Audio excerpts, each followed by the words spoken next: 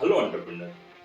आज मैं बिजनेस की बहुत ही इंपॉर्टेंट चैलेंज पे बात करने वाला हूँ। हाँ दोस्तों, एज अ बिजनेस ओनर हम बिजनेस में हम काफी सारे चैलेंजेस फेस करते हैं, राइट। बट आज उसमें से सबसे बड़ी चैलेंज जो 80% बिजनेसमैन फेस करते हैं, उस चैलेंज में हम बात करने वाले हैं। और उस चैलेंज का नाम है लो प्रॉफिट या नो प्रॉफिट, राइट। दोस्तों, मेरा नाम विशाल शाह है। I am a business coach. पिछले 13 सालों में हजारों एंटरप्रेन्योर्स के साथ काम करते करते मैंने ये महसूस किया कि 80% बिजनेसेस एसएमई सेक्टर में ऐसे हैं जिनको ये भ्रम है कि वो लोग प्रॉफिट अर्न कर रहे हैं। हाँ दोस्तों, मैं रिपीट करना चाहूंगा इस स्टेटमेंट को कि हमें ये इल्यूजन है, हमें ये भ्रम है कि हम लोग प्रॉफिट अर्न कर रहे हैं।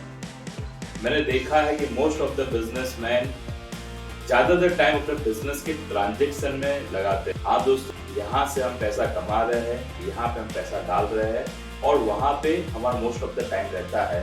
बट जिस वजह से हम लोग बिजनेस कर रहे हैं और वो वजह है प्रॉफिट अर्न करना। क्योंकि किसी भी ऑर्गेनाइजेशन में profit is a blood of organisation. जितना आपका ब्लड का सर्कुलेशन अच्छा होता है उतनी आपकी बॉडी हेल्दी रहती है। वैसे ही आपके बिजनेस में जितना प्रॉफिट का सर्कुलेशन अच्छा होगा उतना ही आपकी बिजनेस की हेल्थ और बेहतरीन होगी। एम आई राइट? तो आइए इस टॉपिक पर डिस्कस करते हैं। दोस्तों, पिछले 13 सालों में मैंने बहुत सारे बिजनेस ओनर के साथ डील किए, उनको कोच किया है और उसी में से मैं एक बिजनेस केस स्टडी आपके साथ शेयर करना चाहता हूँ। दोस्तों, कुछ ही दिन पहले की बात है जहाँ पे मैं एक एसएमई एंटरप्रेन्योर को मिला था और उनका टेक्सटाइल मैन्युफैक्चरिंग का काम है। जब मेरी बात हुई इनसे कि आपका टर्नओवर कितना है, तो उन्होंने बताया कि मेरा टर्नओवर पिछले मैं 20 साल से काम कर रहा हूँ और मेरा टर्नओवर लगभग 4 करोड़ के आसपास है। जब मैंने पूछा कि आपका प्रॉफिट कितना आप अर्न कर लेते हो, तो उन्होंने कहा करीबन 16-17 लाख रुपए वैसे मैं साल में अर्न कर लेता हूँ मेरे बिजनेस से और इससे मैं सेटिस्फाई भी हूँ।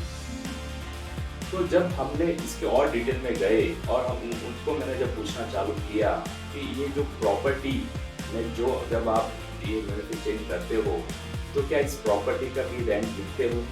तो सर कैसी बात कर रही है, प्रॉपर्टी तो मेरी खुद की है।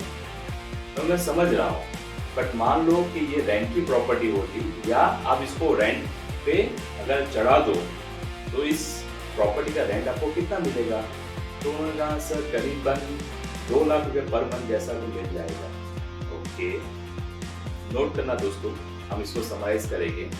उसके बाद जब मैंने पूछा उनको कि आपके बिजनेस में आपका खुद का कैपिटल कितना लगा हुआ है, तो उन्होंने कैलकुलेट करके बताया कि 85 लाख जैसा मेरा खुद का बिजनेस में कैपिटल लगा हुआ है। तो मैंने पूछा क्या ये कैपिटल का आप इंटरेस्ट काउंट करते हो? क्योंकि आपका जो कैपिटल है उस कैपिटल का आपको इंटरेस्ट काउंट करना चाहिए। तो नहीं करता। अगर करो तो सर अगर मैं उसका इंटरेस्ट काउंट करूं तो 85,000 पर मंथ होता है, जो सालाना करीबन 10 लाख के आसपास होता है। मैंने उनको तीसरा सवाल पूछा, 20 साल के अनुभव के साथ आप काम कर रहे हो तो क्या आप अपनी सैलरी गिन रहे हो? तो सर मैं तो खुद एंटरप्रेन्योर हूँ, मुझे थोड़ी सैलरी लेनी होती। तो मैंने बोला आप अपना टाइम तो दे रहे हो और आपको अपने टाइम का इन्वेस्टमेंट लेना चाहिए, तो आपके एक्सपीरियंस के हिसाब से आपकी सैलरी कितनी होनी चाहिए? तो सर मिनिमम 1 लाख रुपीज तो होनी ही चाहिए, क्योंकि उतना तो मेरा घर का खुद का खर्चा तो है ही। तो जब हमने पूरा कैलकुलेट किया तो करीबन 24 लाख उनका रेंट हो जाता है सालाना, 10 लाख रुपया उनका कैपिटल इंटरेस्ट हो जाता है और 12 लाख रुपया उनकी सालाना सैलरी होती है। तो ये करीबन 45-46 लाख के आसपास आता है। तो देखने की बात ये है कि आज वो अपने बिजनेस में 4 करोड़ के टर्नओवर पे 16 लाख रुपया कमा के सेटिस्फाई है, जबकि वो डिजर्व करते हैं 45 लाख रुपीस। दोस्तों, कहीं ना कहीं हमने देखा है कि एज एन एंटरप्रेन्योर हम देखते हैं कि हम बिजनेस से पैसा कमा रहे हैं, बट ज्यादातर हम पैसा कमाते हैं अपनी एसेट से, अपने खुद के कैपिटल से और खुद के टाइम से। तो बिजनेस का प्रॉफिट तो अभी हम अर्न ही नहीं कर रहे हैं।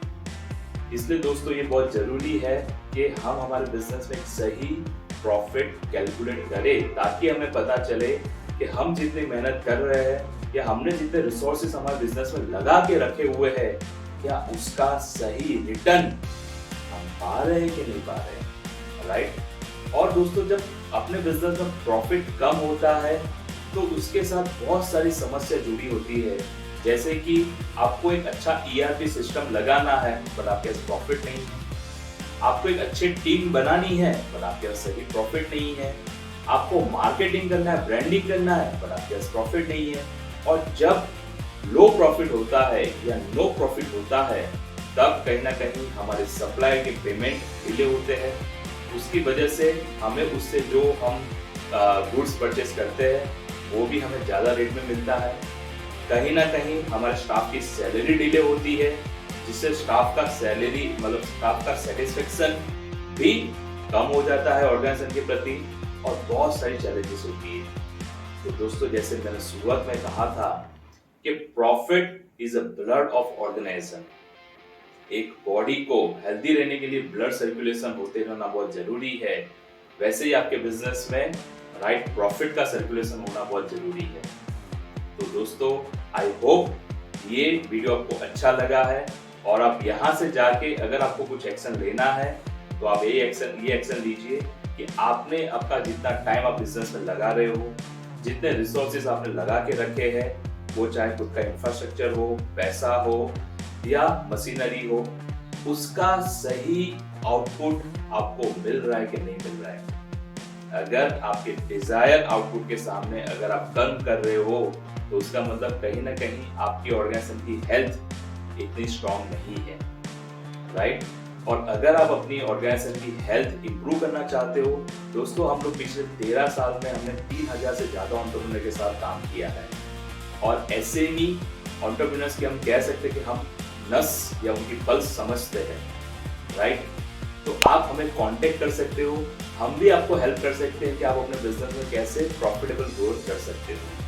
आई होप आज का वीडियो आपको अच्छा लगा है, और अगर आपको वीडियो अच्छा लगा है तो आप मेरी YouTube चैनल को जरूर सब्सक्राइब कीजिए, और इस वीडियो को आप अपने नियर एंड डियर या आपके फ्रेंड्स के साथ भी आप शेयर कर सकते हो। और आगे आप कौन से टॉपिक पे मेरे से वीडियो सुनना चाहते हो, ये भी आप मुझे नीचे कमेंट बॉक्स में लिख के बता सकते हो। दोस्तों, अभी हम एक सीरीज चला रहे हैं कि SME एंटरप्रेन्योर्स की प्रॉब्लम क्या क्या है। आज हमने प्रॉफिट की बात की है, बहुत ही जल्दी हम नेक्स्ट वीडियो में नेक्स्ट प्रॉब्लम को लेके आने वाले हैं। Stay tuned with us. Thank you so much.